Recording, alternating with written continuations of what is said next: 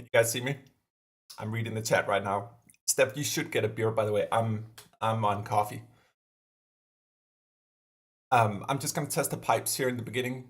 First live stream ever. Dance, monkey dance.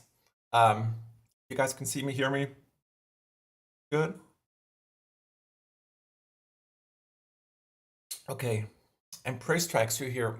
Thank you for being here. I wish I could play and sing as delightfully as you do, but we're probably going to be more in the instrumental realm on this one. Okay, perfect. Where did we start? It's a live stream. It's a live dream, maybe. We can do something dreamy. You guys want to see what we've been cooking in terms of filters? Been about 2 years to build this. And CS80 that maybe we can start with. Let me just build something from scratch. This is still like early days. I shouldn't say early days, we're actually in late beta on it, but just to give you an idea about it. So we have a CS80 here, by far the most extensively sampled CS80.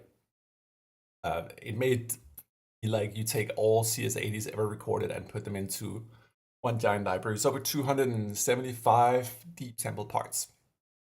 And we can have 8 of them in here. So just drag some random things. I have no idea what I'm doing, by the way. Let me switch here to the angle you guys can actually.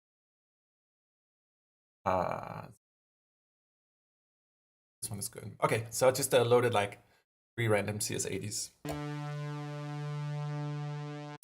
Okay, so let me spread the stereo a little bit on these guys here.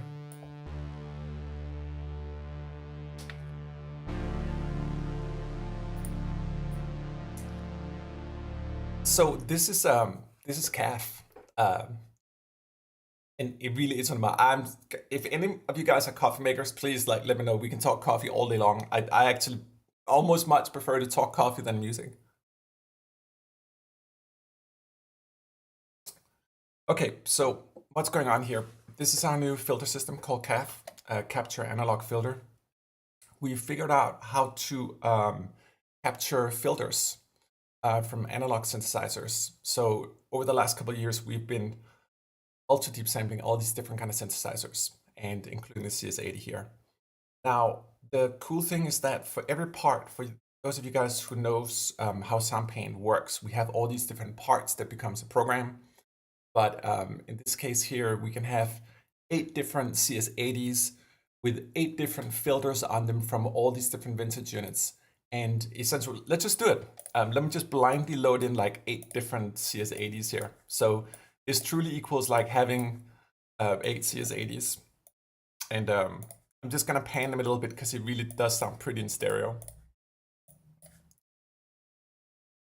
Let's see, something like this here. Okay, see what happens. One node, no filters yet.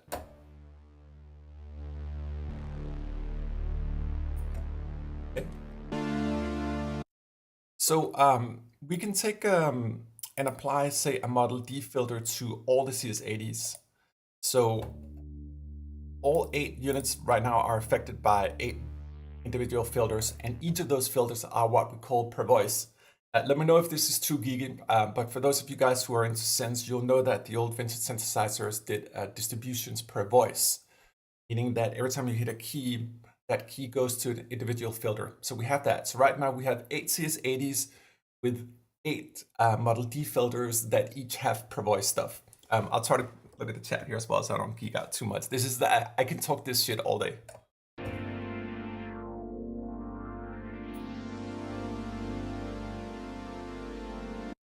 Now we can go in and say like, well, I want like maybe an Oberheim filter on this guy here, and I want like a Juno filter on this here. And so now we have different filters on these different kind of models here. So we can choose them independently, maybe a Jupiter 8 on this guy here, and maybe an Oberheim on this guy here. So different filters to the different CS80s.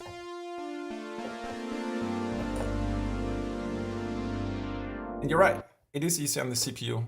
Right now, imagine like you're having 8 synthesizers playing all the notes coming out of it. So we're hitting about 60 voices right now, and CPU on a single core is about 20%. That's pretty decent.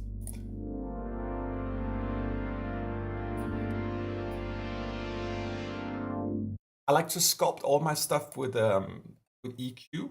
I find that sculpting sounds with EQ is actually part of the sort of musical process. So I've started more and more to right-click things and just add CC automations to them on the EQ, so I can sculpt. My EQ is a part of my expression. That's what I'm saying.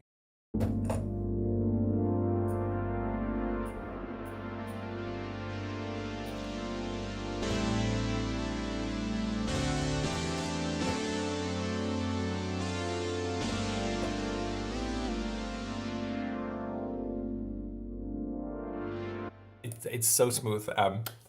It just makes me happy. Anyway, that was just a little drop into to CAF. Let me just check the chat here. I'm so new to this live shit. Like, if you guys want to see anything, talk about anything, let me know in the chat. That's really what I'm here to do. Other than that, I'm just gonna keep on rambling.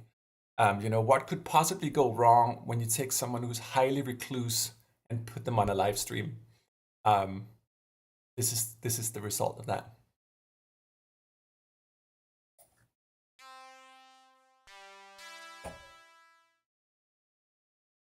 Okay, it does say super thin. Keep rambling, okay.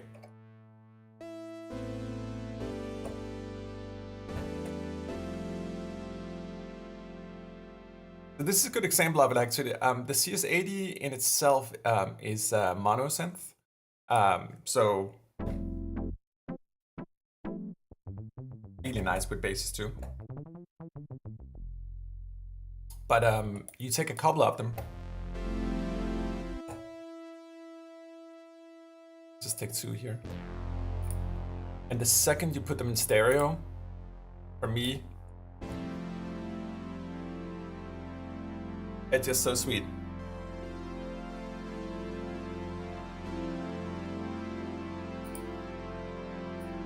And let me show you something. If we have a CS80 here, for example, this is what the Moog filter sounds like.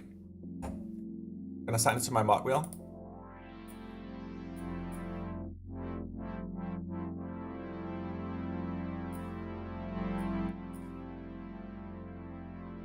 And I'm gonna make sure we have both of them here assigned. I'm only hearing something on one side. Okay, so check this out. That's the Model D filter there. It's so warm, so fuzzy. Let me switch it to an Oberheim. Let me do this on a singular sound, actually. I'm getting a glitch.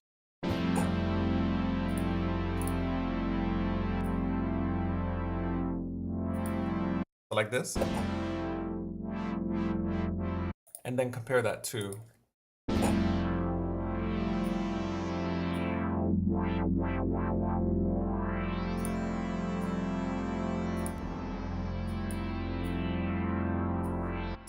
we also have these presets over here, so I can quickly, if I have a sound,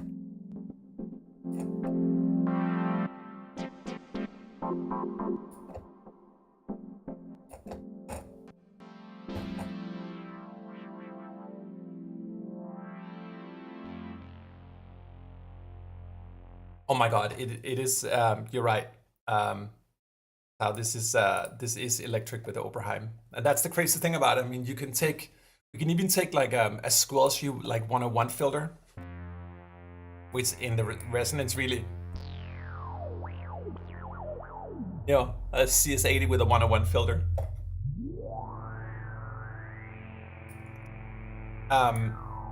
Now we can also let me take an arpeggiation here instead.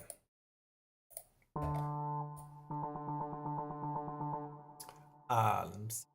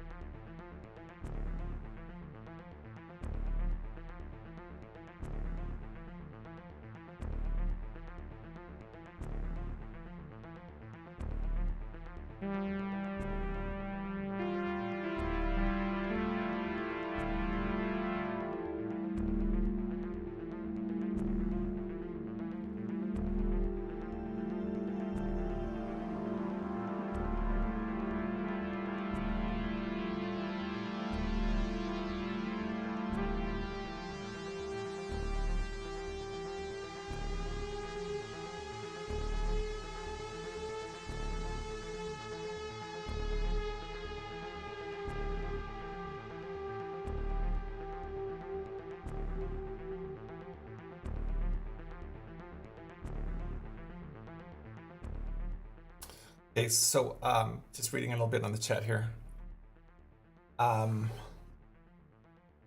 So yeah, let's take it from the top.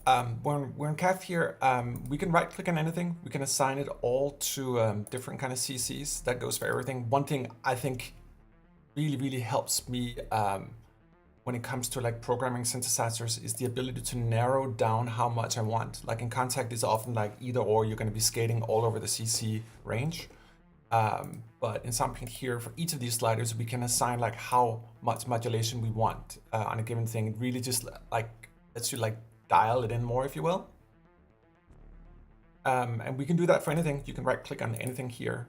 So let's say we want to modulate like the LFO over lead synth here. Let's take this guy here. Okay.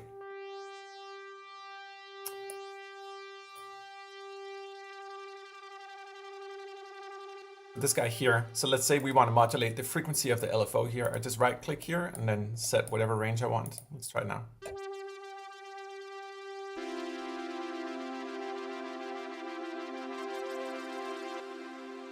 And the crazy thing is like even our LFOs are per voice. So I spoke before about like how we have these different filter models with different colors and each of them have different voices.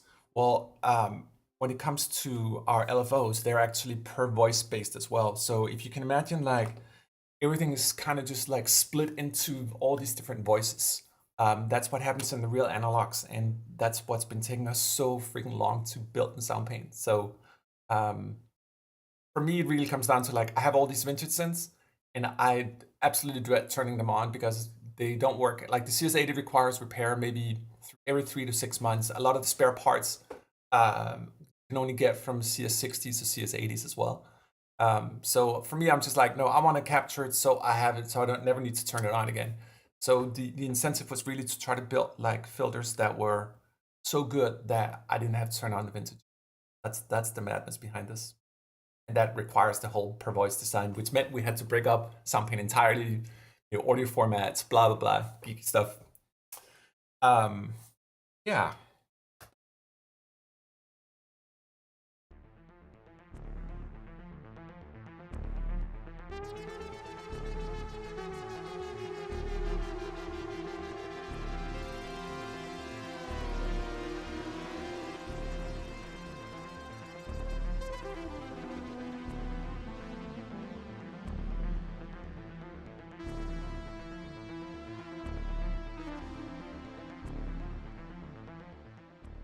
Yeah, Billy, you know, it's funny you mentioned the Prophet 5. As you may know, we built the Prophet X with Dave, and it's been an incredibly long journey, both in terms of building the Prophet X, but also for me at least in terms of understanding synthesis.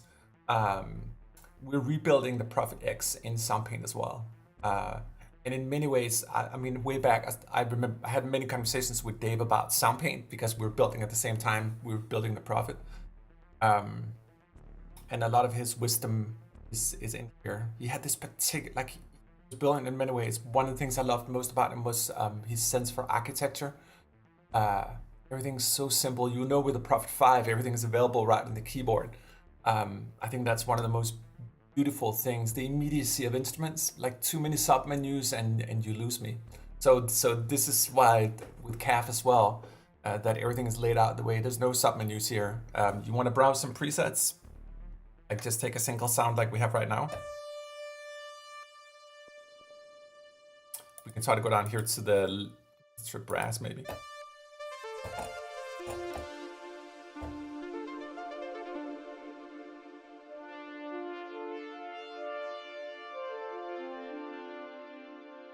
That's kind of neat. That's the CS80 with a Juno filter on it. Isn't that sweet?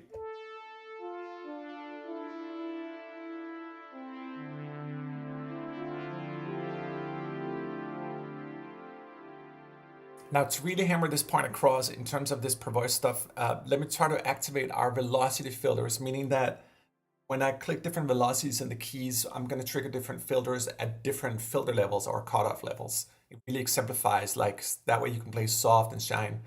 I know we've gotten a lot of requests by MPE. It is something we're working on.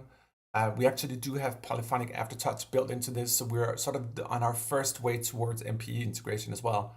I'm not on a polyphonic controller right now. This is Dave's Pro 2, but let me show you what I mean with the velocities. So we go in here. I'm going to turn the reverb off just so I can really show you. I'm going to turn this guy on here. You'll notice that if I play soft down here, very soft, play a little bit harder, it sticks out. We have a very soft note here, mid that. Then a hard note, super soft.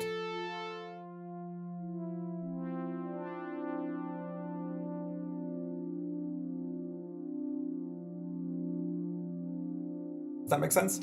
So it's every voice really treated in its own way, gets its own filter. That filter operates a little bit different than any other filter. That's also what we see in the analog world. Everything lives on its own, if you will. Every voice lives in its own circuitries. So to rebuild that with all these different filter models, and who would have known? A Juno filter sounds amazing on a CS80. What do these filters sound like on strings?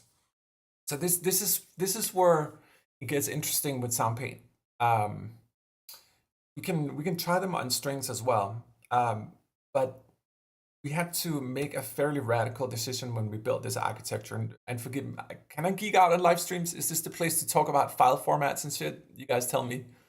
We have 2 file formats in Soundpaint now. We have PCM, which is what we're using here. PCM is the tried and true sample standard, you know, going back to early days of Contact, Giga Studio, and all that stuff. It's great. And as you may know, we have our RTS file format as well, which is where we can morph things. These filters, these particular filters here, only work in PCM. I'm sorry. Now, we have taken some of the models and we have them in our effects rack here as what you would call like monophonic filters. You still play polyphonic, but you don't get all the per voice stuff that requires PCM. So every library release in PCM will unlock these filters, but if you try to use it on an old RTS sample, you'll be pushed back to these filters here. It's one of the compromises we had to really like try to push things forward. So we have 2 different file formats in Soundpaint now. That makes sense. Okay, you want more nerd talk? Well, we can go as deep. We can go as deep as you guys. But how deep do you guys want to go? How deep? Can you export CAF presets? Yeah. So Rain, if you look over here, these are my CAF presets. So let's say that you do some crazy modulation, and we haven't even got into envelopes here as well. You can obviously right click and modulate your envelopes as well. Let's say you have some magical configuration. You may have like a mood filter, and you have all these different values. Oh, sine waves as well. Didn't even get into that.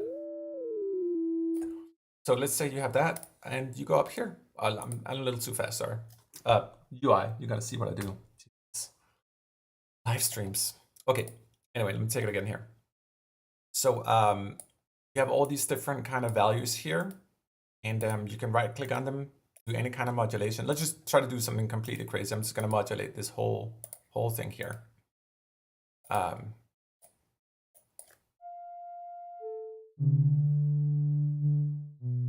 Okay, anyway, you go up here, you click this icon here, and then you can save your filter preset here.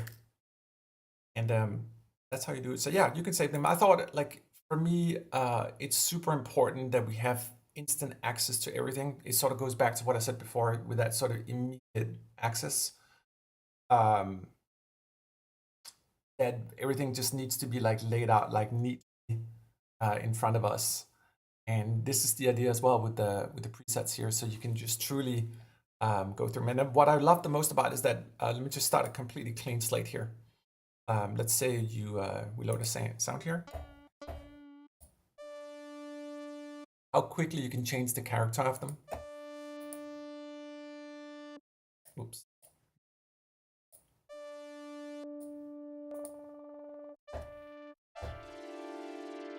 And the cool thing about this is that your modulations are remembered as well. So when you go through these presets, the mod will be doing different things.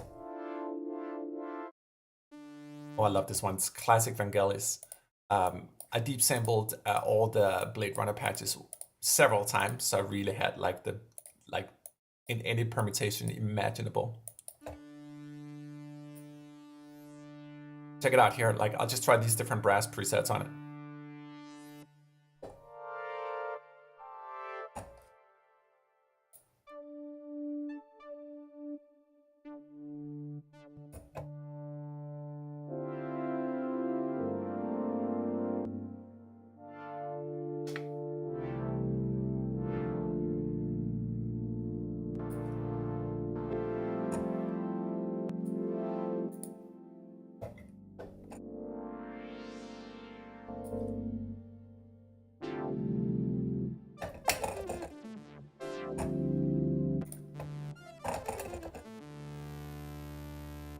So yeah, you can save presets. You can fool around. I mean, this whole thing is really just one giant candy store, Sonic candy store that we're really at a team level, like building to ourselves and for you guys as well. But true labor of love. Though it doesn't always feel like it. We also added these tutorials down here. So we're adding video tutorials to the filters, so you can see tutorials in real time down here while you're using the engine as well. It's all those small kind of things. Anyway, let me just read a little bit on the chat here. Brian, you want to delay your album so you get your hand right. It's gonna come out in March. Probably not the CS80 right away. We're still working on that. This is really like early days. I just could not help myself. I have to show you guys. What's the benefit of a huge CS sampled CS80 over the Arturia emulation, which is so much smaller? Let's take that conversation. So emulations are great. And they're a good approximation of like the real units. This is one way of doing it. I personally don't use them because I have the real vintage synthesizers, and the more I use them, the more I'm like, there's a big difference between real hardware vintage and the emulations. The emulations are great, but they tend to be very clean. When you listen to an oscillator, I'm recording an ARP 2600 right now. Every single time, and this goes for the CS80 as well, that you click a key, get a new kind of click on the beginning of it, like an analog click. The oscillator is different than the one before. And if you look at a spectrogram or like any kind of device that will display the waveform, you'll notice that it's different every time. So just like we've learned with acoustics, like we do round robin sampling, we need to do similar principles on synthesizers. The oscillators are so alive every time. There's also noise in them, and I mean that in a good way. It's like good noise. All those things tend to get stripped out when we go into the digital realm.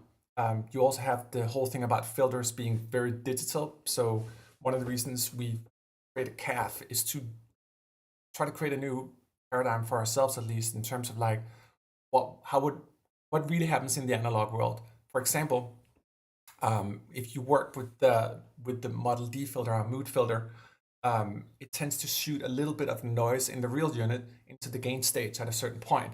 So and that's a vibe of that filter in particular. So it's all those small nuances that combined gives a very different idea. So to ask you, in a way, you say like, well, the Arturia emulation is great and it's so much smaller, and you're right, it's so much smaller.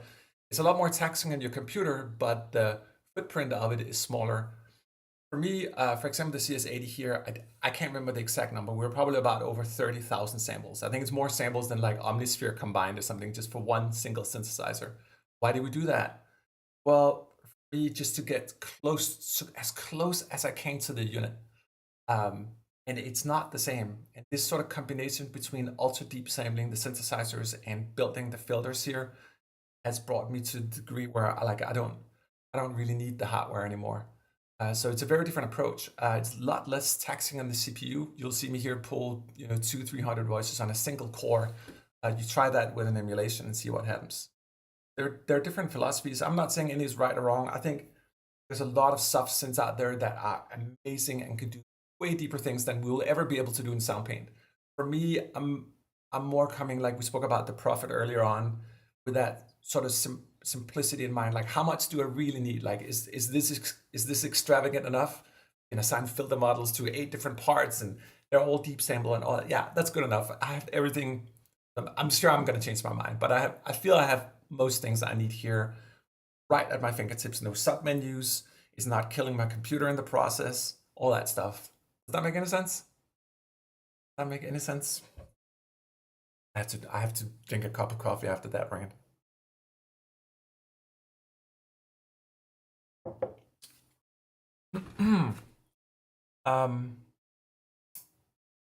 Just going through the chat here.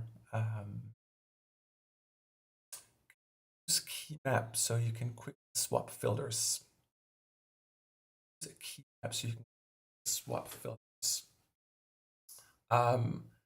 We don't. That's a good question, actually. We don't have CC controls for swapping filters in real time. I can do it in real time. Let me just show you.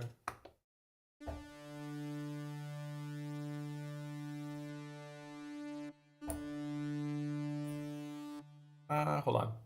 Take a clean slate then. Some mood filter. You can already hear the different colors in them. And obviously they get expressed differently, like resonance will behave differently. Well, if you go from an Oberheim to a Juno, get that sort of chorusy kind of vibe on the Juno, even though there's no chorus here. It's just a very different vibe of filter.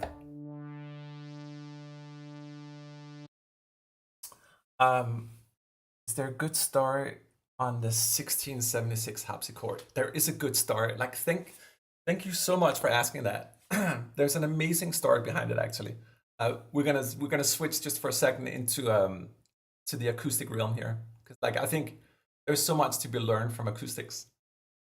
So in researching all our Vivaldi stuff, I spoke to this wonderful director in Italy. She's a curator of one of the largest historical piano collections in the world, going back to early days of clavichords and harpsichords.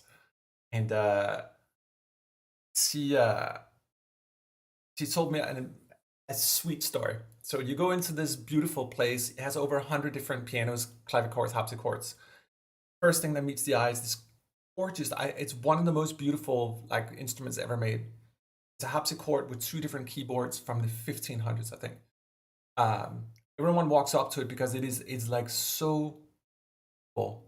There was a monk that made it who spent 40 years on this one instrument. He was like carefully like carving out every little ornament in it. It is gorgeous. So obviously that's so inspirational to even just look at. The only thing is like when you play it, it sounds like absolute shit.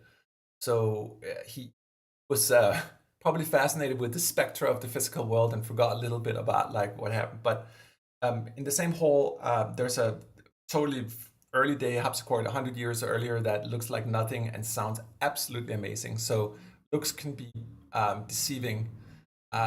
One tiny detail in the world of harpsichords, and this is how deep, like it reminds me a little bit about how deep we went on synthesis, is that if the old harpsichords sounded better, the attack and the pluck of them sounded better than modern harpsichords. And it took a while to figure out why that is. Way back, they used bird feathers for the plucking device on it, and today it's replaced with plastic. So you can imagine the sound is different between the inner part of a bird feather and that of a plastic plectrum. Now, within birds, there are different kind of birds. The best sounding birds when it comes to attacks and plucks are omnivores. So Canadian geese, ravens, crows, they have better sounding feathers because of the protein density in the feather. It bends a little bit different than those that are vegetarians. So that's a little story about like the harpsichords. I really learned to appreciate the nuance of things when you spend this much time on it. And the same thing goes for all these synthesizers. Anyway, that was a little bit of a harpsichord story. Tell me if you guys want me to talk more or play more. I can ramble in both ways. Anyway, let me go back here. True labor of love. Blows contact out of the water. I don't know. Contact is so beautiful, and it's allowed us to be where we are. We're trying to build something for and to ourselves, and for you guys as well. But this is really I'm trying to build a tool I would want to use. like I said earlier on, something that's a little more immediate. I think it's a beautiful idea to have all instruments live together. We can be extravagant. We can have a Vangelis CS80 right here.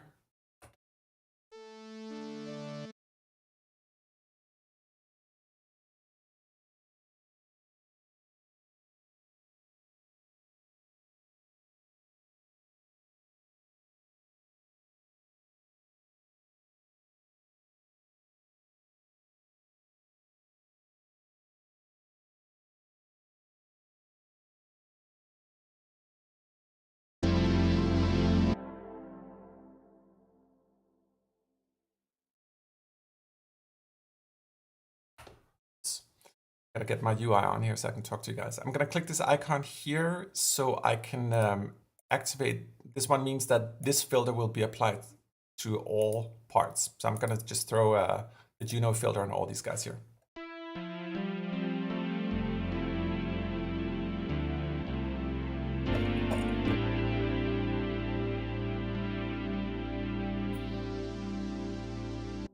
Now we can go through them one by one. Let's take the CS80 here just to begin with.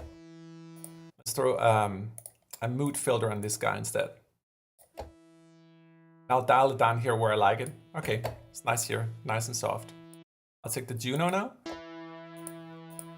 We'll throw a Juno filter on that. So you can hear like how this filter over here is now being kept.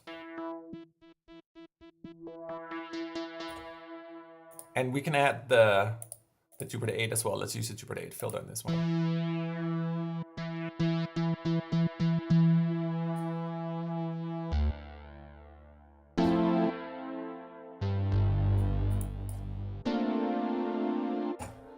That's another point. Can you hear how it's a little bit detuned?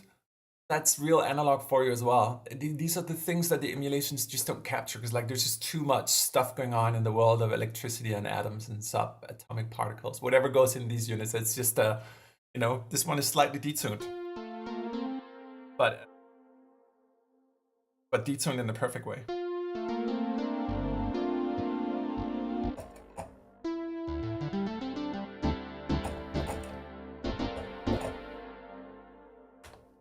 Okay, just reading the chat here. I was looking.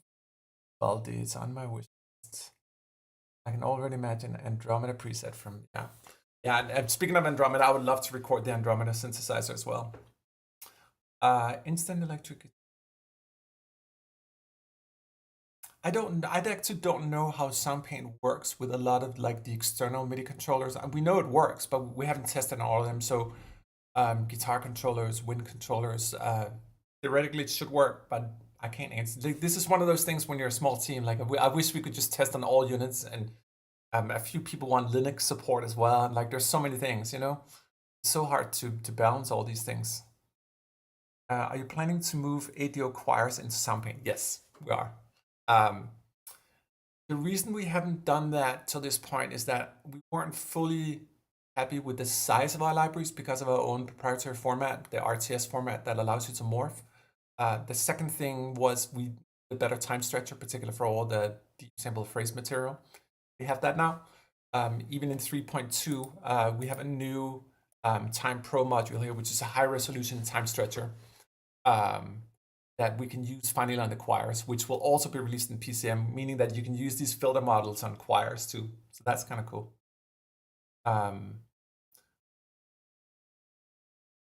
Right, so Billy, you asked about whether to sample mellotrons or not. It's a little bit tricky on that one because it's recorded material. We did our own mellow library, where we resampled our own stuff through tape and different things. But true mellotron, in a legal sense, belongs to mellotrons. But there's a lot of great emulations out there. But I think it's interesting because like the mellotron is cool. It's a vibe. You know, you got your detuned kind of flutes and all that stuff. I think I would rather have just an effect that does that I can apply to everything, just make it dirty, you know? I think sometimes like when I think mellotron, I think the Beatles, and there's like, oh my god, like they used it, so I have to use it. Like, yeah, there's a lot of ways to make stuff detuned and sound crabby. You can try. Why don't we just try? Hold on, let me try. Let's make this even more vintage than it is.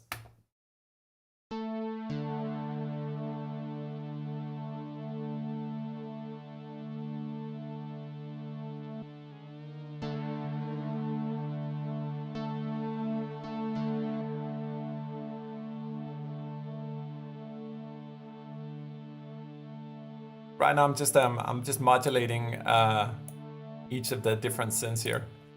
And remember, they're per voice, so they're all operating uniquely.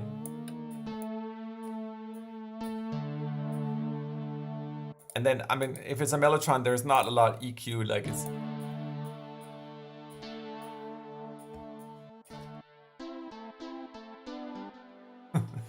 Still a little too clean, maybe.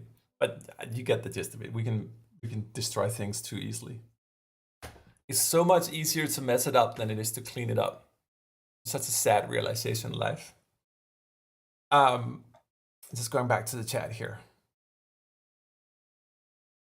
You know, let me just try to just cook up a loop here in real time. Then I'll read the chat and come back to you guys. I feel I'm talking too much. Let's get a little bit of a. Let's get something going on. Let's go back to the CS80 here and try to loop it a little bit.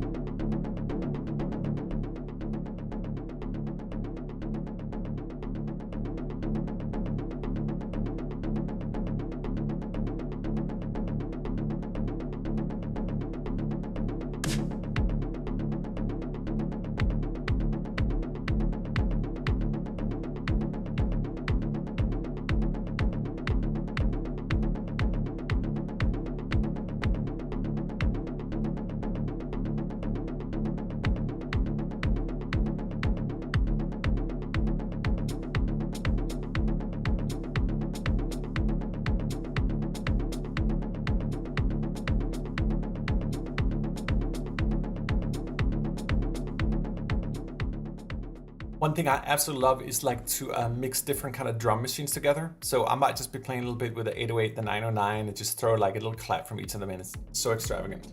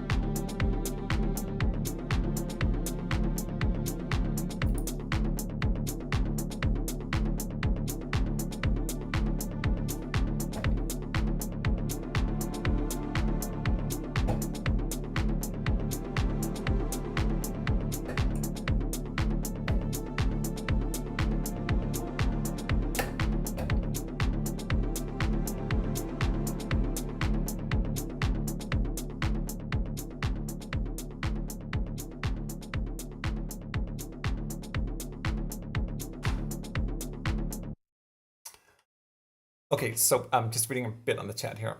Charles, how do you divide your time between pure science and applied science, between instrument development and actual use of instruments and composition? Man, um, you go mad. That's the best way of saying it. Like I've been decomposing for over 10 years. I used to be a composer of sorts, I guess. But I, I took the route and journey of making instruments instead. So for me,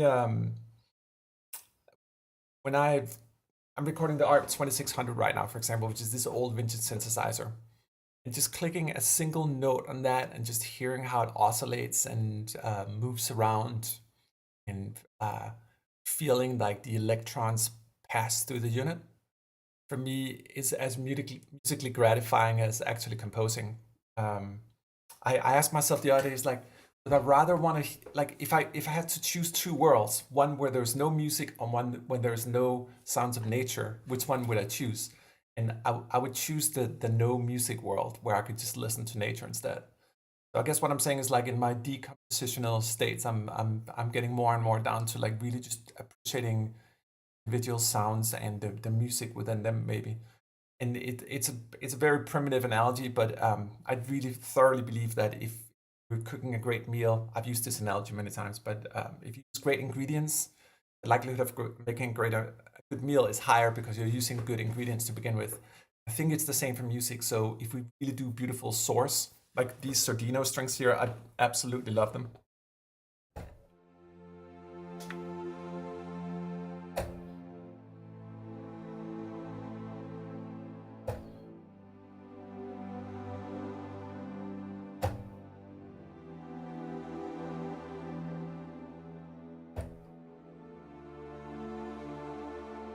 They just work because they were played with real human emotions. So countless of sessions, like working with the players in terms of emoting, and it's caring at all these different levels.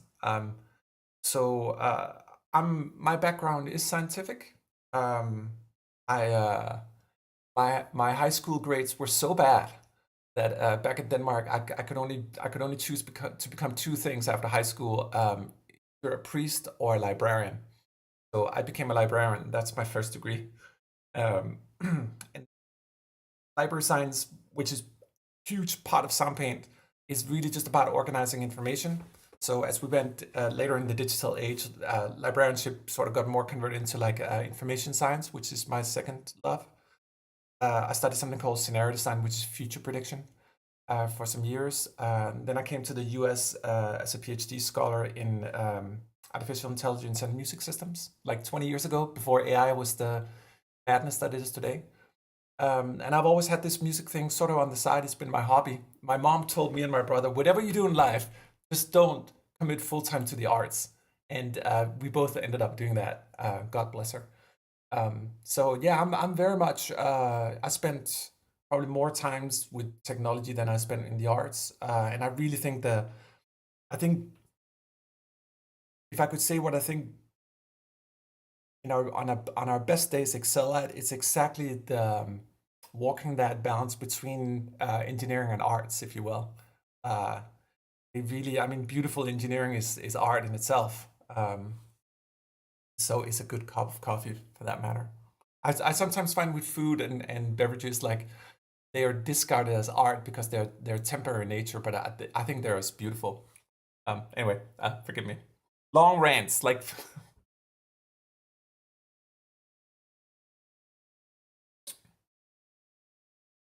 The preset in Nuno, the answer is fantastic. Let's see if we can find the answer. Let's see if we can find the answer. Okay, let's try it. Uh,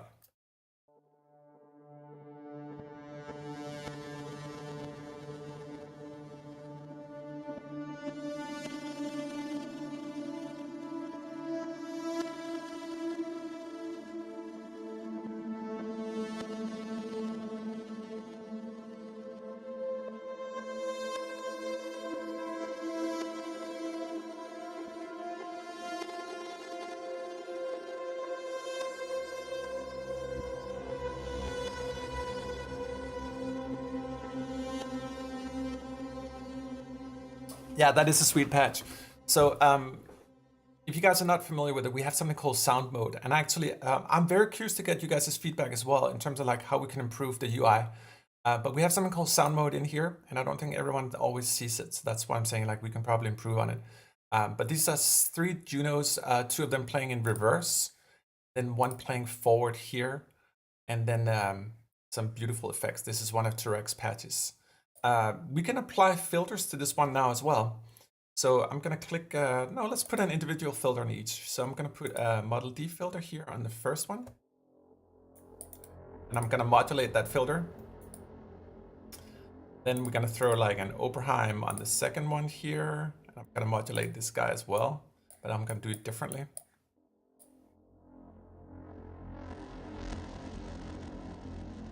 And we're gonna throw a Juno filter on the last guy here. Set its own modulation as well. So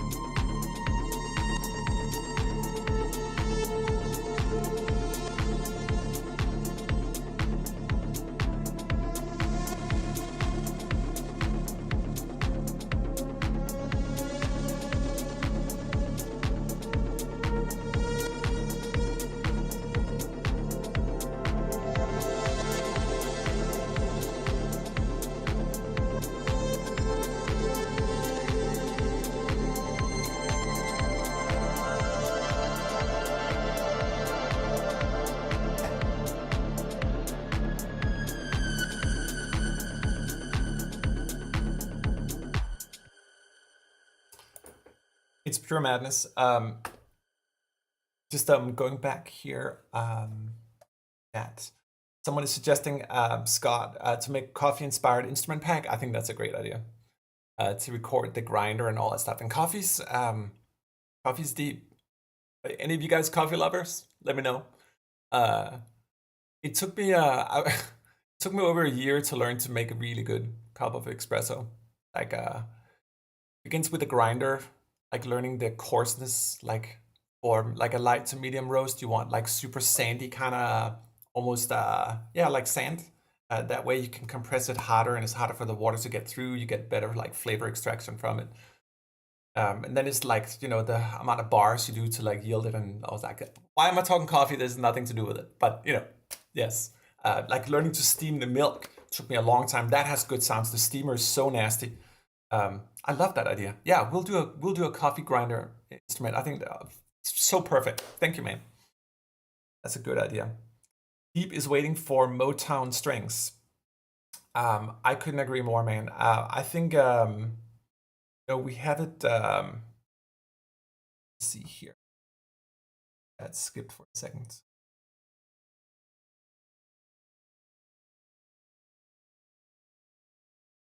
Just one moment here. Yeah, we have Motown strings a little bit in the shape of our disco strings. We're gonna make another addition to that. That's the closest you're gonna get to resemble bubbly, lively Motown string right now. But I feel you as well. Motown sound is not necessarily just disco. We're working on another Motown project. That's all I can say about that. The coffee bastard should definitely go for it. Yes, I agree. Steph says there's a Soundpaint editor to build your Soundpaint library. Maybe I can start a crowdsourcing different sounds from people who have different machines. Fun stuff. I agree. Yeah. Every grinder has its own sound, just like analog synths. Are there any more elements? Jeff Parker's asking disco guitar. Jeff, you read my mind. We actually have a disco guitar. I can show the thing. Ah, there we go. Okay. So this is not planned for at all, but this is an alpha version. We have a disco. So took all my favorite disco songs and decided to chop them up in a way so I could play around with the fragments. So if you take a Le Freak, for example, you're gonna recognize.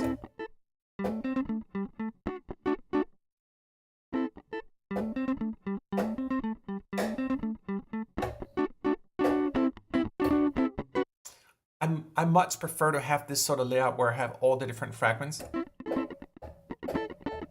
because it's so easy for me to build a new groove out of it. Let me just save this guy. Right.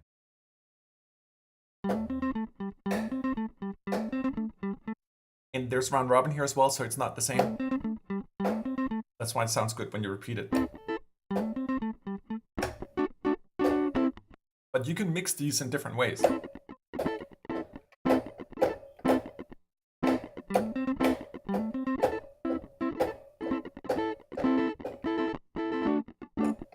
And then you just have it for all these different songs.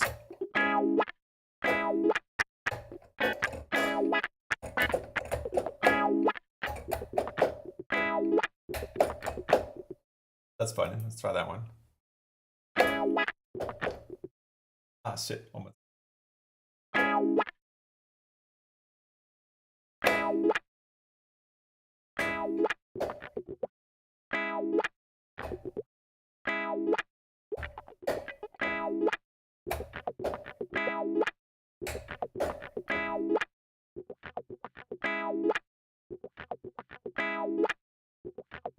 You know, that way. So yeah, I shouldn't go too much. Again, totally unplanned for, but maybe this is the live stream where we slowly start revealing what we're working on. Yes, we have disco guitars coming out, but in this way about using phrase material, strumming and keyboard is just a bad freaking combination. So I'm not into MIDI strummers. They're great, but they don't bring me the real life of a real player. So it always ends up sounding like a computer. So I like to record it this way here. So taking all these different classic riffs, break them up in chunks so they're fully playable, but with a real player and using the same guitars, amps, and all that stuff. Madness. Let's see here. Rimba. There would be cool. Understand I grew up in mechanical family business and packaging dispensers, pharmaceutical.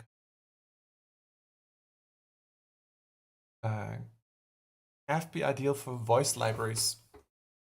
The CAF technology, like this ability to assign filters to each individual voice, is useful for many different things. We're going to use it on orchestral libraries, use it on all the different places where we benefit from having full control over each voice. It's super deep engineering stuff. You can imagine in orchestral libraries, it would be neat to have individual filters on voice in your strings or whatever it is. So yeah, it could work on vocals as well, for sure. You know, in the way filters work for vocals. But I think for more playable stuff, it's probably most conducive. You want to. No, you can use it in anything. It would be more sound design, I guess. But I think for me, having play control over the filters and the ability to modulate them makes me. Just going through the chat here.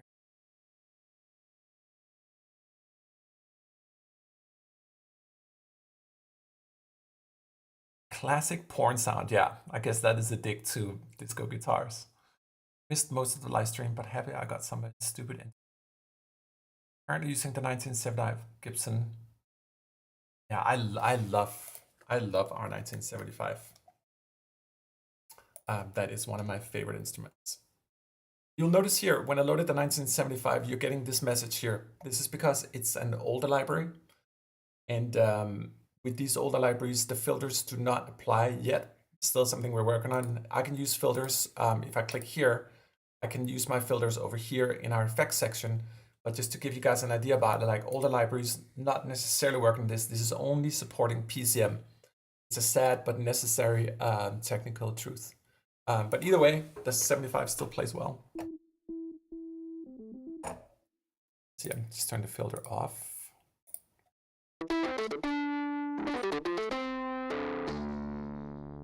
even just clean. So.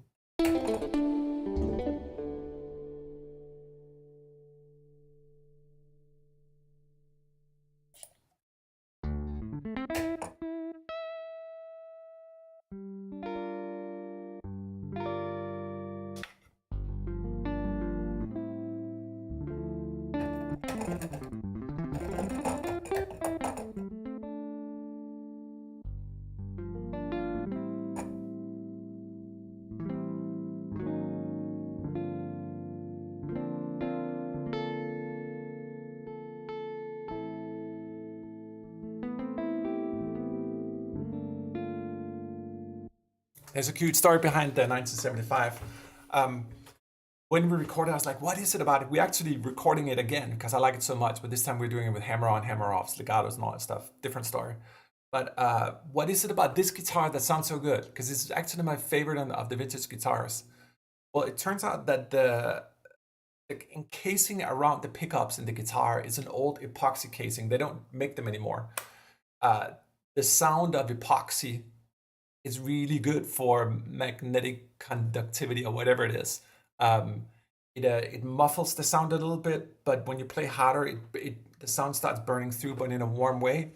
So I think our theory is that the epoxy casing actually sort of creates a little filter over the guitar sound, but it's just a very, very nice sound. So this is the sound of epoxy in a weird way.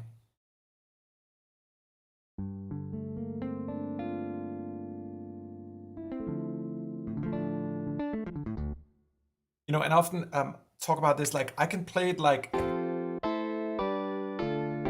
piano, but I think like just because we're coming from the realm of strumming to the realm of pianos,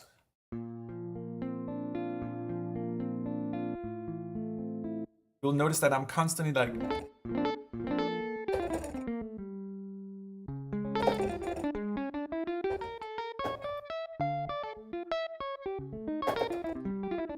I try to think like how I would think on a guitar, like so it's all, you never go like, it's not possible, but so you have to like always like kind of strum glissandos.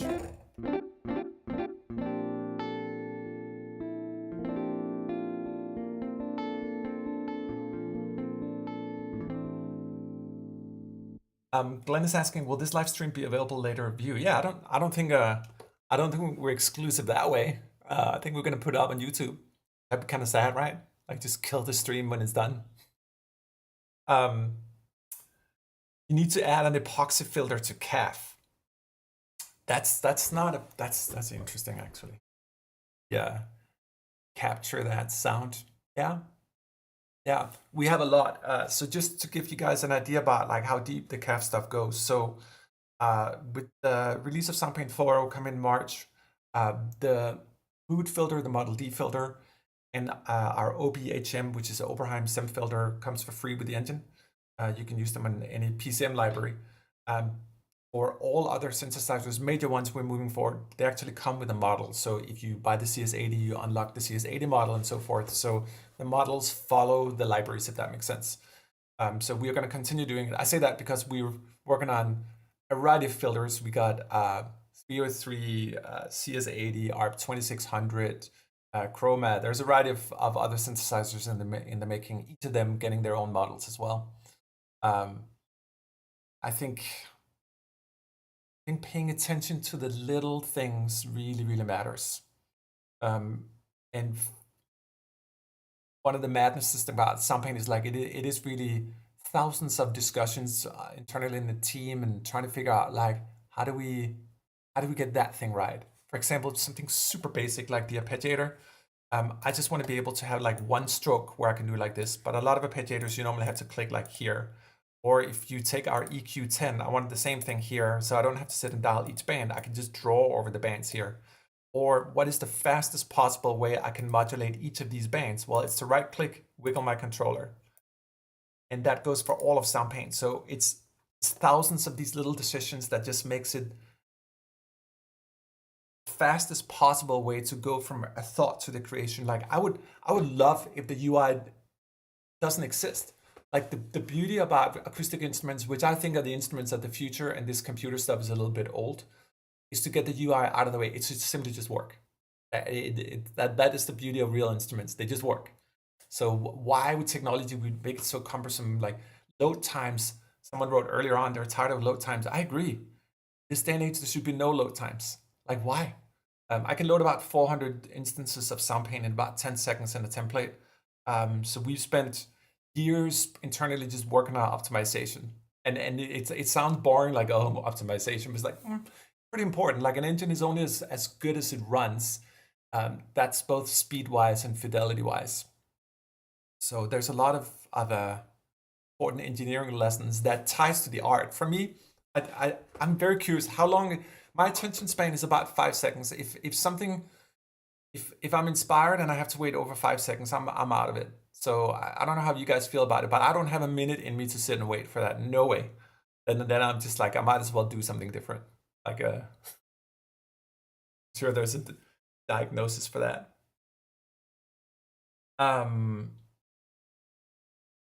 Last question. Notice a lot with your Stream Deck. Do you have any presets available to download for it? I'm just learning about the Stream Deck, but I can show you a few things that I try to program just for fun. We haven't used them yet, actually. I made this thing like in case someone started doing like political rants, I was gonna give them like.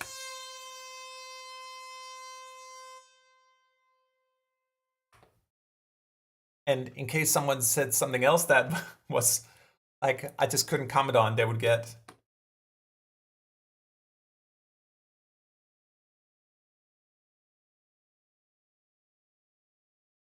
And in case everything just went to fucking hell, like we go.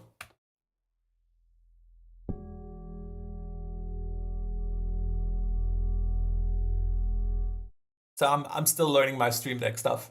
So no, I don't have any. I mean, I didn't even know you can save presets in it. Like I've just learned OBS. Like this is some crazy stuff.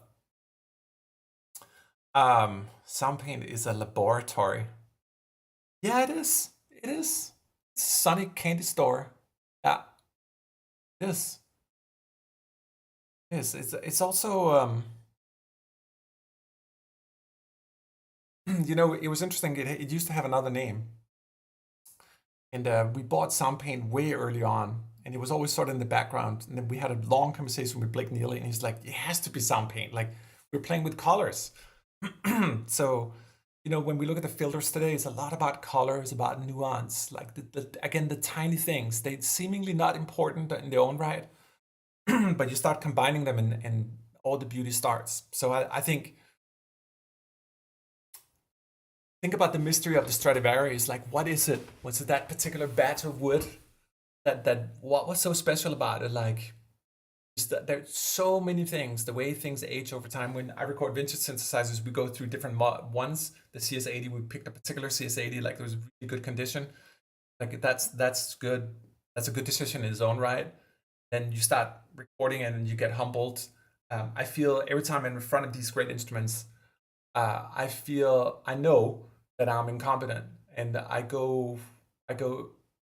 face the instrument with like humbleness in terms like I know the CS80 is more capable than me. I know the ARP 2600 is more capable than me. So it's my humble journey with the instrument to really get to know it and facilitate a dialogue and try to understand the soul and the nature of them. I think that goes down to that like learning to appreciate the small things. Like why do we ultra deep sample? Like why do we do chromatic sampling of the CS80 every single note? It speaks a little bit to what I said earlier on. It was like, well, because it matters. If I only sample one note per octave, which most people do when they sample synthesizers, like, well, you've now caught your fidelity in 12th. So I'm not respecting the instrument enough. So one could call it OCD, though I don't think it's a disorder to be detail oriented. But I think more importantly, it's those small, tiny things, seemingly not important, that makes up for it. That's what Soundpaint is to me. Thank you for keeping our libraries affordable. Michael, I think in the market today, with the state of the world, it's the only way. I just can't, I can't see, I think it's unrealistic to expect differently. And I think if anything, we have to offer more for less as well. And hopefully make it into like the way I see Soundpaint, like the most beautiful part about it is like that everything lives together. So hopefully you guys will feel that over time as well, as like how nice it is to just be able to grab things, throw them in there. It's unparalleled expression of the soul that comes of the output from playing acoustic instrument. I agree. Tao, you're so right. And in many ways, it like this whole journey about Soundpaint is really trying to do that, to get back into to get closer to that feeling. That's why I mentioned I think acoustic instruments are the ones of the future. Um, when I sit in front of a piano and you hold down the sustain pedal, there's no effect in the world or VST that comes even close to that. So with Soundpaint, I think like we're trying to scratch on the doors of that sort of reality and hopefully occasionally get a glimpse of what it feels like. That's why we have different audio formats as well. RTS, our original format, because we can morph the velocities. It does feel better on the keys. It does play more dynamically. But then PCM has its own advantages. Libraries are not as big. We can do the whole per voice thing. But I love how Soundpaint's effects matrix is set up. Is there a way to use Soundpaint in a sort of auxiliary mode in a DAW? I would use Soundpaint on my vocal and instrument bus. Not yet. We are talking about it, about making external or maybe having inputs in it. It's definitely on the map at some point. Right now, our roadmap is first of all getting 4.0 out of the door. Let me just play a little bit. Actually, I feel I'm talking a little too much here. And after 4.0, we have all sorts of other things. What we haven't discussed today, and it's not really relevant either, but there's an editor behind this whole thing. We have a whole other software suite called Ace, which is still in development, but hopefully will get released one day, which is an editor for advanced sampling and instruments that's designed with the same logic in mind, like it's easy to use. So there's a lot of lessons to be learned on the editing side as well. Anyway, enough ramble. Let me just turn it off for a second and try to play some.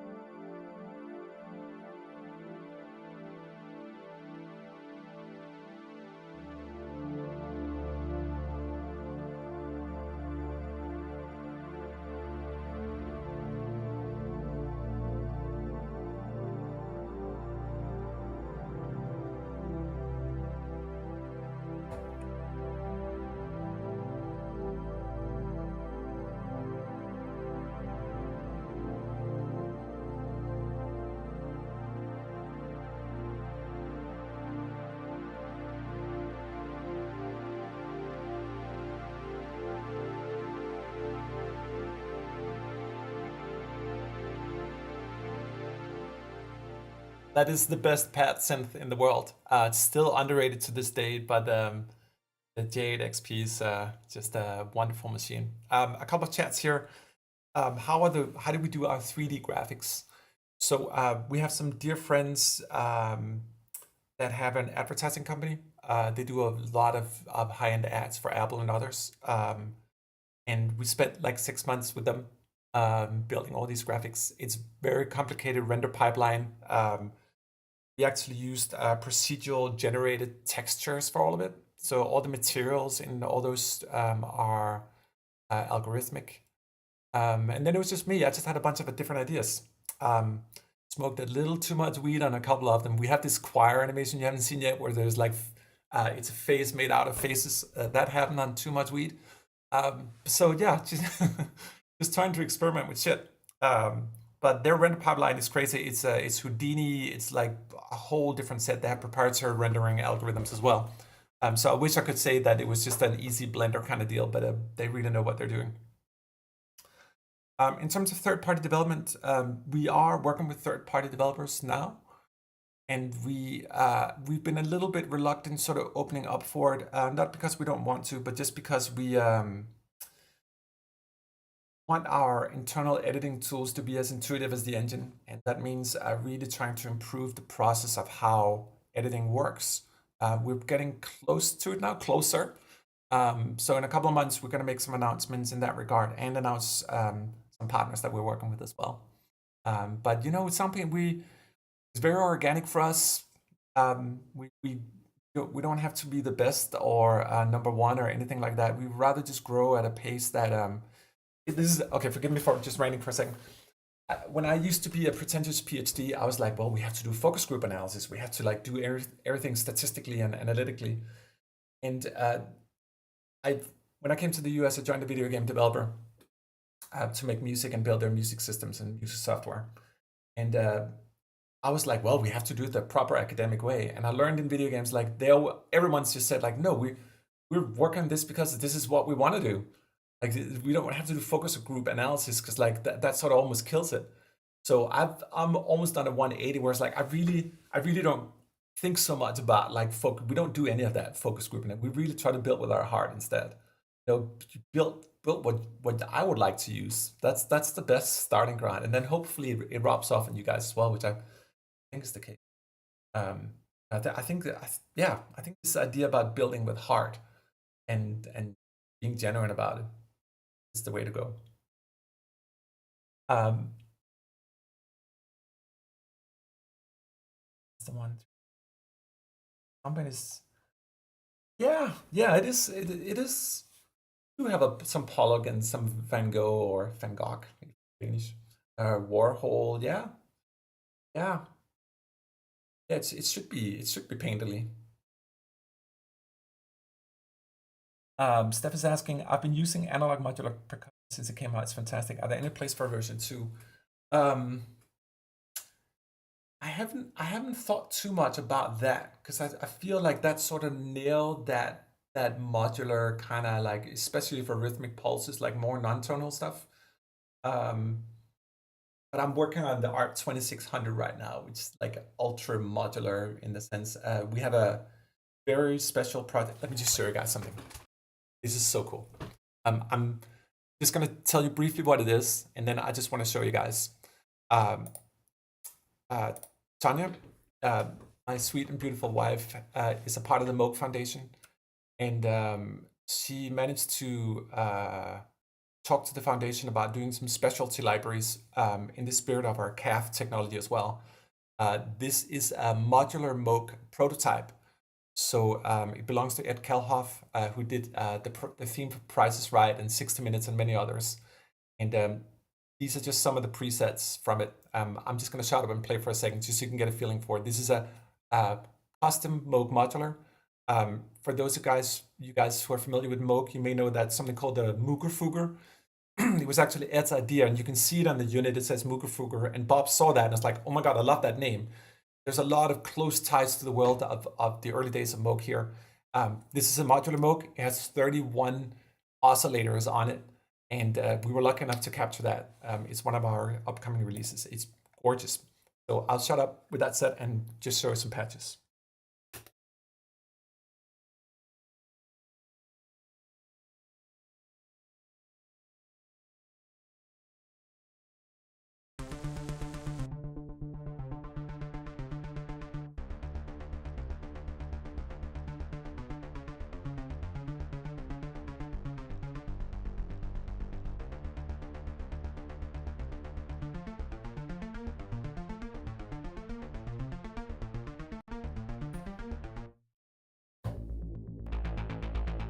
See here? That's the actual label on the unit.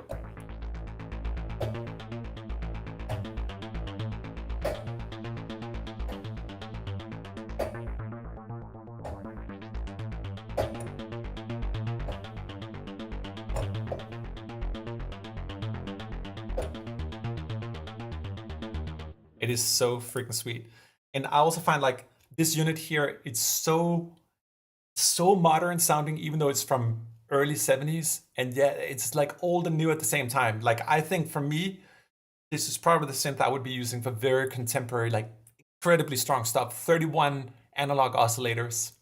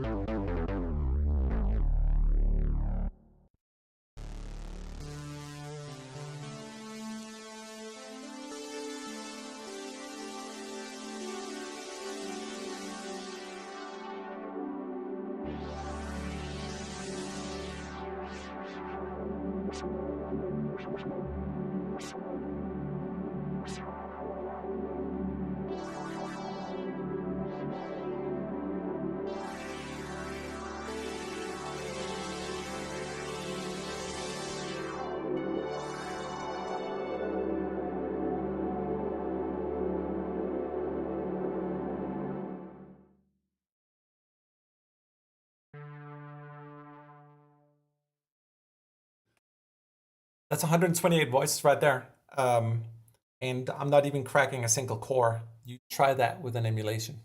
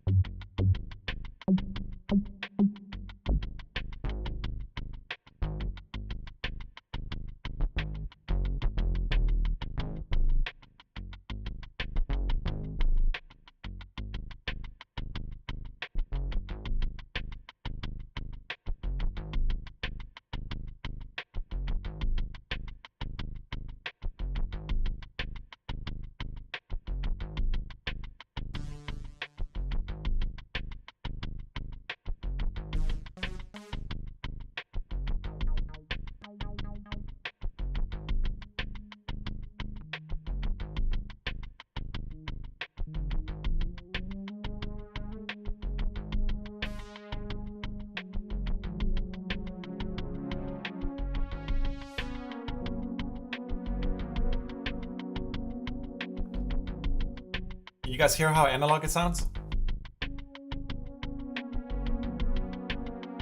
Like this is completely like sitting with a real analog.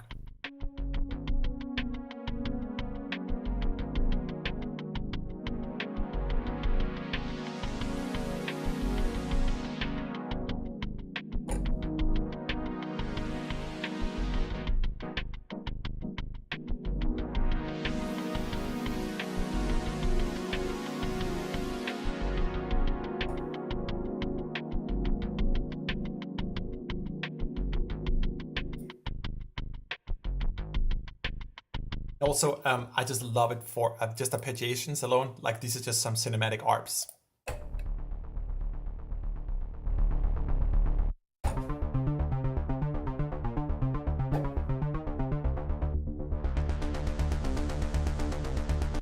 That's what I mean with modern. It's both old and so modern.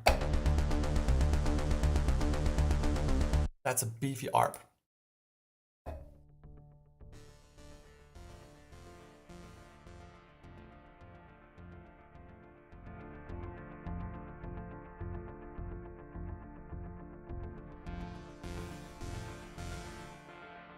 Thank you, Charles, for being here. So appreciate it.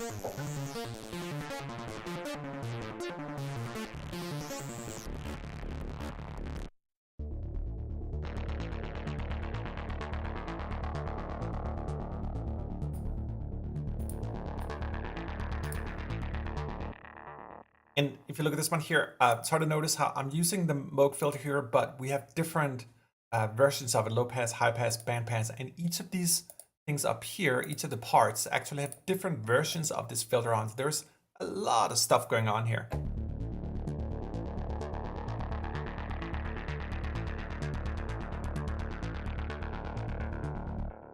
Yeah, it's similar to palindrome, but I mean, when you compare, this is older sounding and newer sounding. You have more imperfections.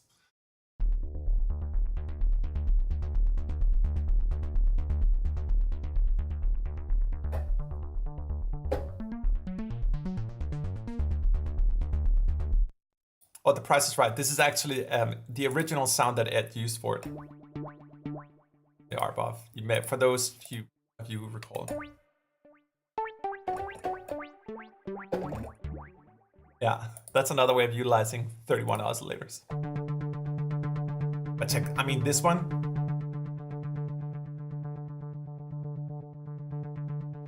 Just check how organic, just listen to each arpeggiation here and just notice the tiny differences in them. It's not mechanical or machine-like.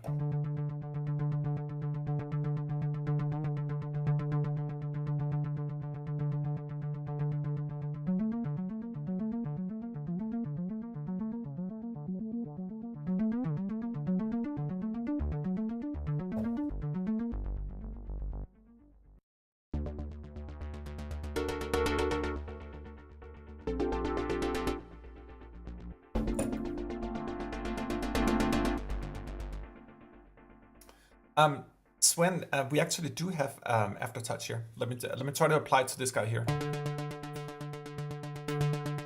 Nah, it's probably not the best patch because it's too fast. I'll just load load a lead sound here. Perfect. So I'm gonna apply filters to this guy here, and some LFO, and we're gonna modulate the. I'm gonna click Aftertouch down here actually.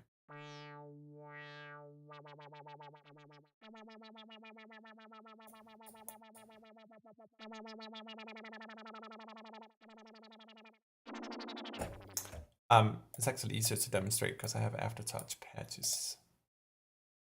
Let me show it on a different one. Yeah, let me show. I'm going to take the Juno 60 and here's an Aftertouch patch. You'll see Aftertouch is activated down here. So when I play harder, so you can do like.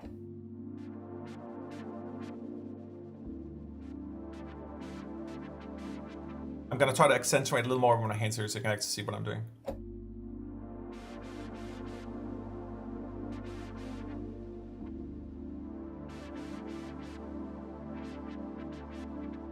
And as I mentioned earlier as well, this is actually a polyphonic Aftertouch. So our first step towards full MPE integration.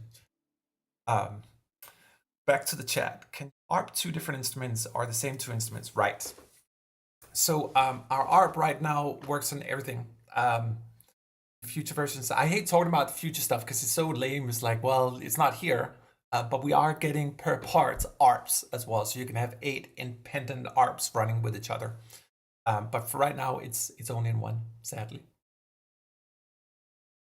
What come up?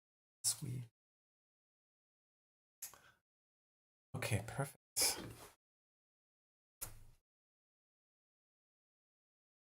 Let's see here. I love these tape. I record things through real tape, particularly on the Juno here. These are some of the patches. I just love them so much.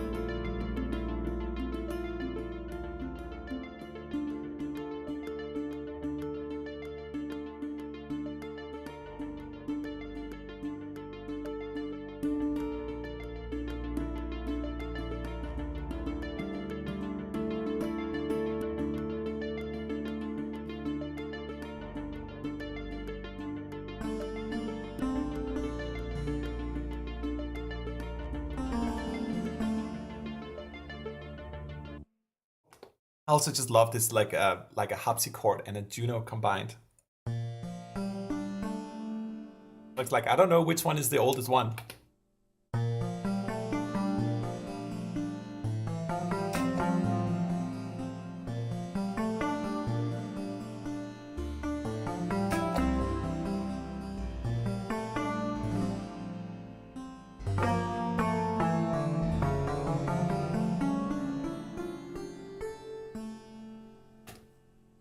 Back to the chat.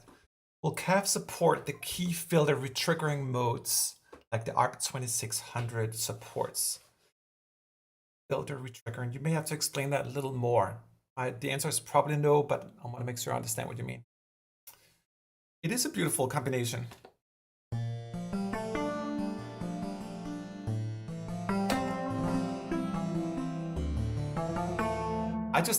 For me, like, I almost feel the harpsichord sounds more alive. Now, just for you guys, and this is probably a point we'll be hammering across in many videos here. If you notice up here, you'll see that it says PCM, and it says RTS down here. Now, that's reflected in the filter section, so we can use the filters on the harpsichord. But if I go to part 3 here, it's going to say, hey, you have to create an RTS filter because it's a different file format. So again, this whole CAF thing supports PCM.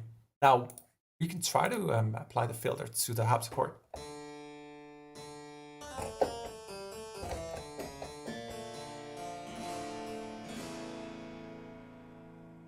So throw an Oberheim on it. Oh, on both of them, actually. Now, check this out. This is one of the things I love about this new thing. We have something called filter velocity. So I showed it a little earlier on, but it's going to show particularly well here on the harpsichord. For every note I click, a different filter gets assigned to it. And depending on how hard I click the velocity, the filter will either open up or close.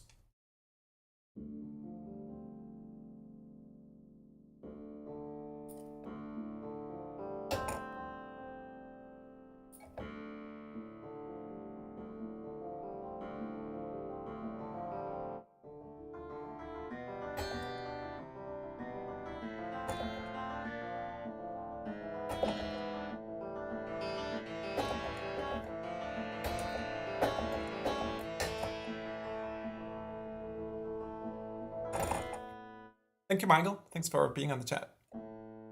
Bye, Stem. You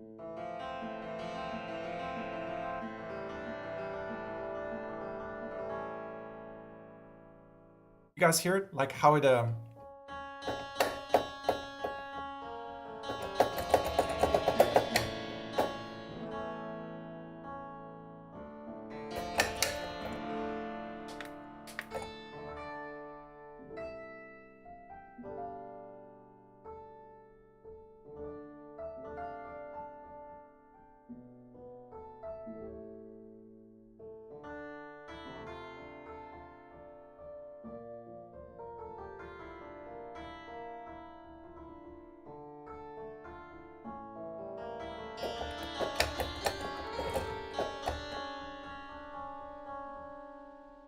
I see. So let's see. The microphone. Right. So I'll work on that for the next stream. So you're getting too many clicky sounds. So I guess when I play here, it's better when I just click like this, just to prune the live stream.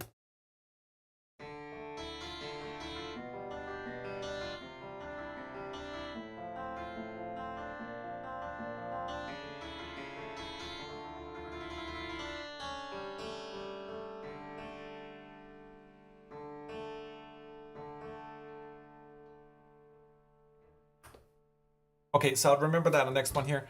Do you guys prefer to see the UI when I'm playing without talk? Or do you prefer to just have it straight on the keys like this? I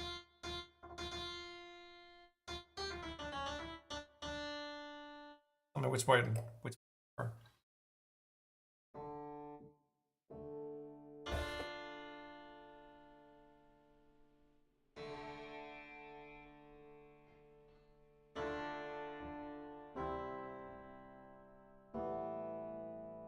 Okay, so let me just try to add that actually. Give me 2 seconds.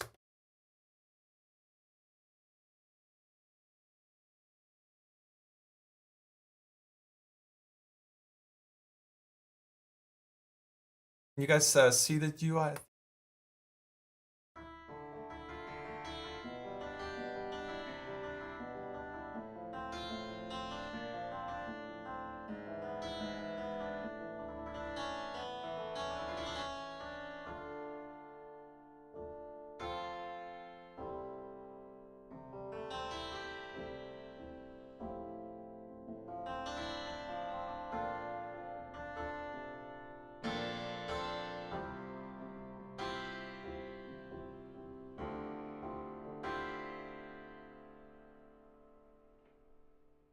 All right, let's do this. So maybe you can make the UI a bit bigger by taking it more up. Let's see here.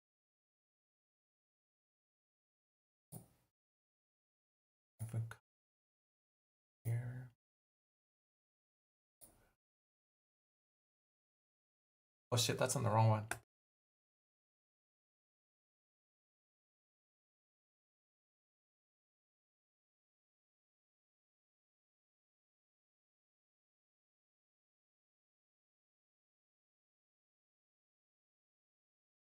Is it better on this new one here?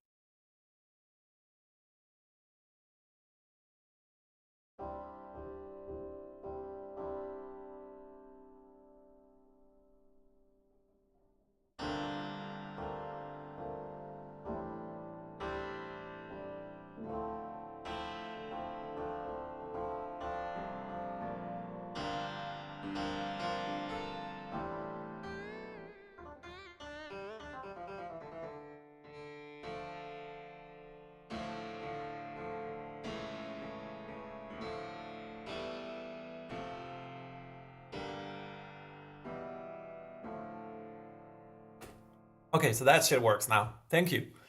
In a weird way, this is exactly how it's supposed to be. You guys don't know we have a Discord community as well where we take feedback.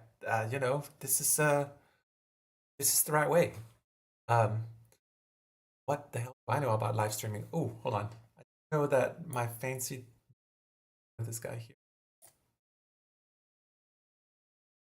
It's gonna disappear. Okay. Detail oriented. Closer. Cut off the computer keyboard. Flush. Bottom. Yes.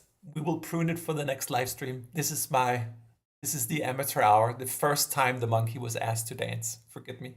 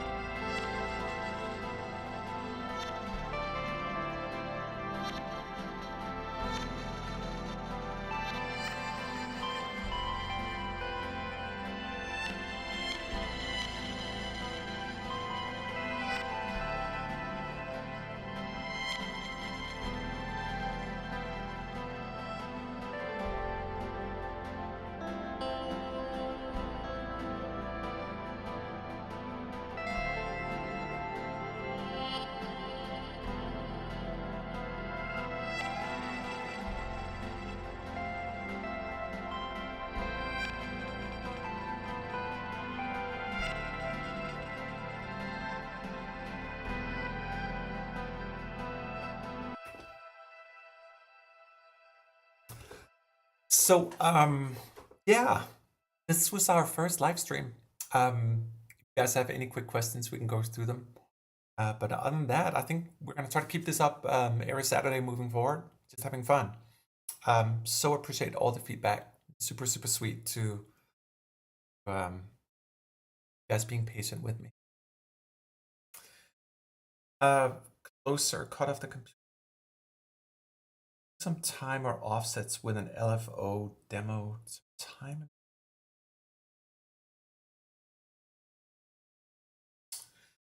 See if I understand that correctly. So let me try to load an oscillator here. This happens to be a CS80. Saying, can you do some time? We can do time stretching on it if that's what you're asking. Let me do that. This is the new time stretching model, which we haven't gone into. If you listen, maybe take a sound that's a little more complex. But this one is good. Okay, just got this thing here, so we can use the time stretcher on that, and then you get a completely different character. Can I use offset as well? Let's do really fast on it. Old school. So we can use offset on it, yes. Not that it makes a lot of difference on a synthesizer. You can't see me, hold on. I'm sorry what I'm doing. Let me take another example here instead. So we're gonna find some oscillator that has a little bit of complexity to it.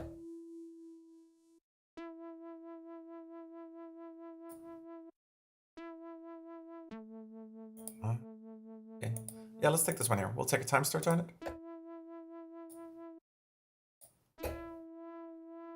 So you can hear it's much slower now. There's actually time stretching the oscillator.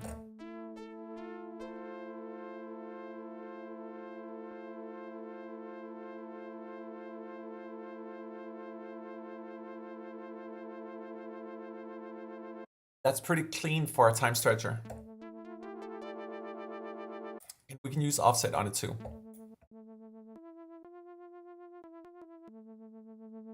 An interesting sound.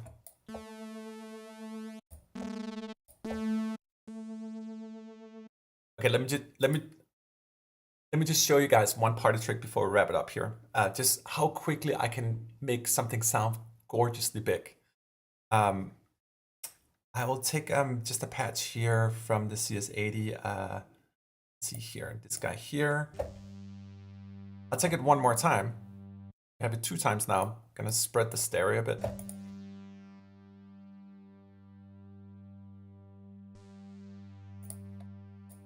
Gonna make it a little bit bigger.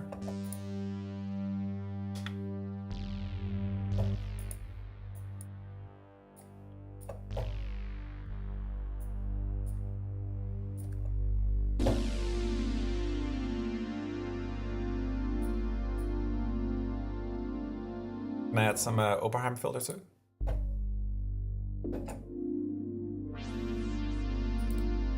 Gonna add that filter to my mod wheel.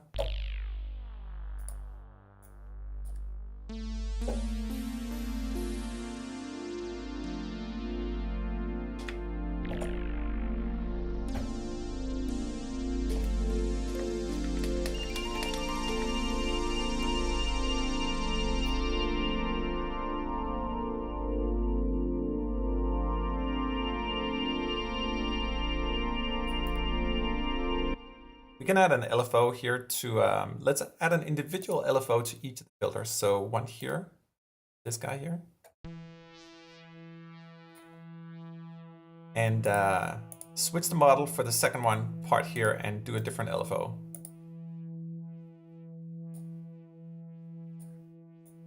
So you can hear they're like crossing in between each other right now.